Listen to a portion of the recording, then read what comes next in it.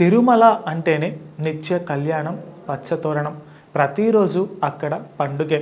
ఇక బ్రహ్మోత్సవాలు వస్తున్నాయి అంటే ఉండే హడావిడి అంతా ఇంత కాదు. సాక్షాత్తు ఆ శ్రీ మహావిష్ణువు తన దేవేరులు సకల దేవతలతో కలిసి తిరుమల మాడవీధులకు వచ్చి 9 రోజుల పాటు జరిగే బ్రహ్మోత్సవాలను తిలకిస్తారని ప్రతీతి.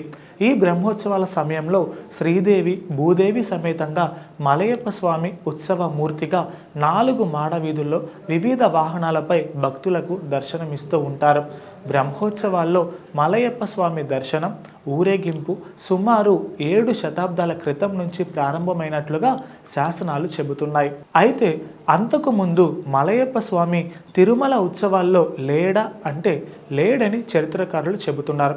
7 శతాబ్దాలకు పూర్వం ఉత్సవాల్లో ఊరేగింపులో ఎవరు ఉన్నారు? ఆ విశేషాలేంటో ఈ వీడియోలో తెలుసుకుందాం. సాధారణ రోజుల్లో తిరుమలను సుమారు 50,000 మంది దర్శించుకుంటారు.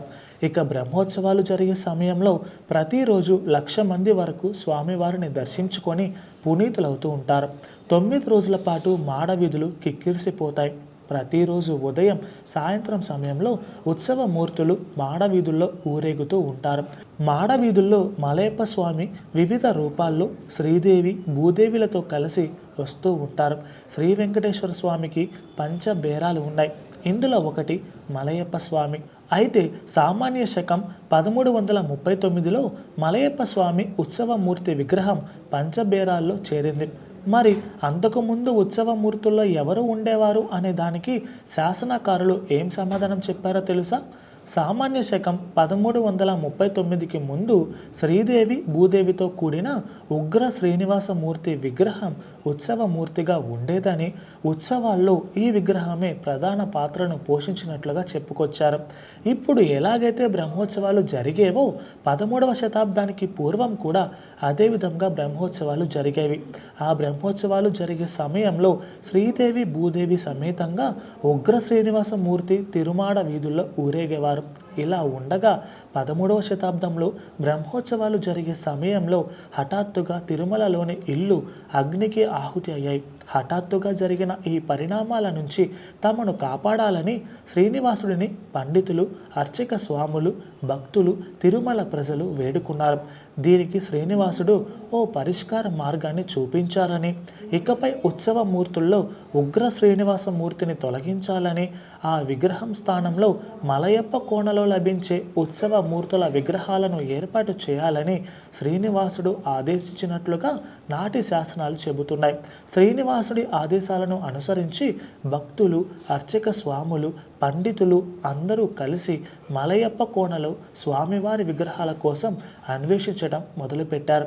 ఇలా 9 రోజుల పాటు గాలించగా ఓ చోట వారికి ఉత్సవమూర్తి విగ్రహం దొరుకుతుంది. ఆ మూర్తి విగ్రహాన్ని తీసుకొని వచ్చి నిర్వహించవలసిన కైంకర్యాలను నిర్వహించి తిరుమల ఆనంద మండపంలో కొలువు తీర్చారు. ఆనాటి నుంచి ప్రతి ఏడాది నిర్వహించే బ్రహ్మోత్సవాలు, ఇతర ఉత్సవాల్లో మలయప్ప కోణలో లభించిన మలయప్ప స్వామిని ఊరేగిస్తూ వస్తున్నారు. ప్రతి ఏడాది స్వామివారి జన్మ నక్షత్రమైన శ్రవణ నక్షత్రం రోజున అంగరంగ వైభవంగా బ్రహ్మోత్సవాలను నిర్వహిస్తూ వస్తున్నారు. శ్రీ రామానుజాచార్యుల వారు ఏర్పాటు చేసిన నియమాలను అనుసరించి ఇప్పటికీ కైంకర్యాలు జరుగుతున్నాయి. మలయప్ప కోణలో విగ్రహం లభించింది కనుకనే స్వామివారిని మలయప్ప స్వామిగా పిలుస్తూ వస్తున్నారు. ఉత్సవాల నుంచి పక్కన పెట్టిన ఉగ్ర శ్రీనివాసమూర్తి విగ్రహం ఆనంద నిలయంలో స్వామివారి పాదాల వద్ద ఇప్పటికీ దర్శనమిస్తుంది.